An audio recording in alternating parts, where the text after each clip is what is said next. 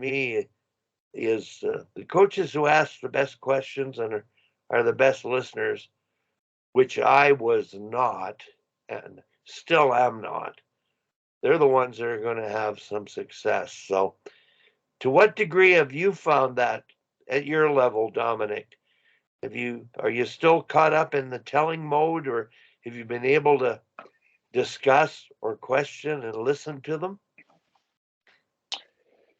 Yeah, and again, depending on which team it is, it is it's obviously coaching the boys and coaching the girls. It's there's I mean, it's a one actually helps to coach the other in a way.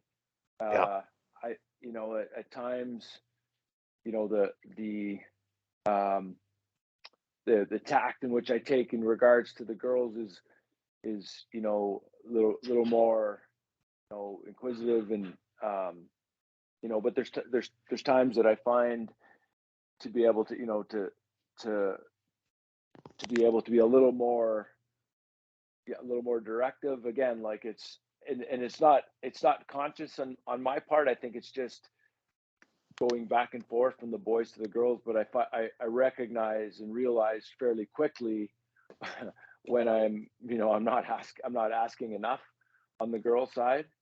um and so and vice versa, as well. I don't, and again, like I think, I noticed it on the pro side, the pro the there has to be the questioning, and there has to be the everything from that side. I just think that, and I've got some players from Eastern Canada, I've got some from Alberta, and I think they've been directed a lot in their career, and maybe haven't been exposed to being asked the why a lot of times. So I can see the surprise in their face a little bit when I start asking, why they're doing things. But yeah, I mean, I say I'm not gonna lie.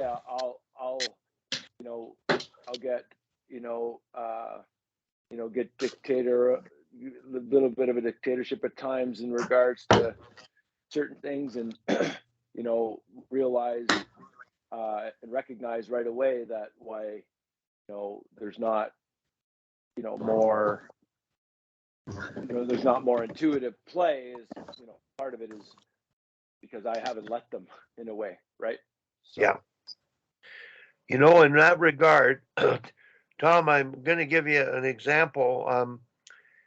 Mentoring, I go spend times with coaches where I do go on in the dressing room, listen to them before the game. I watch them, they're together with them in the hallway, and before in the pregame, I listen to them talk and ask questions, and they listen. And on the bench, I listen, and I'm looking at how they communicate. And this one coach has mastered his team. When I went in the room before the game and between periods, he asked questions. And a lot of coaches now that I'm working with, they do ask questions, but it's because I suggested they should. And the players who are answering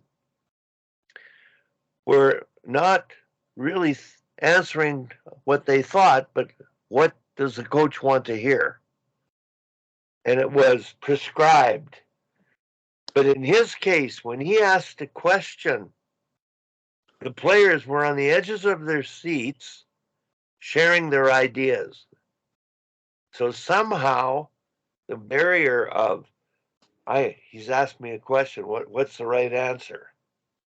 As opposed to really letting them freely think and express themselves. That takes time. And this is a young coach who does that naturally. It's quite remarkable. I'm pretty impressed with it. And I'm not in any high level dressing rooms anymore, but I'm really curious about it's all about how do you get the most out of your players and how do you communicate with them to involve them, engage them, inspire them. to be better than they were. And it's a long-term process,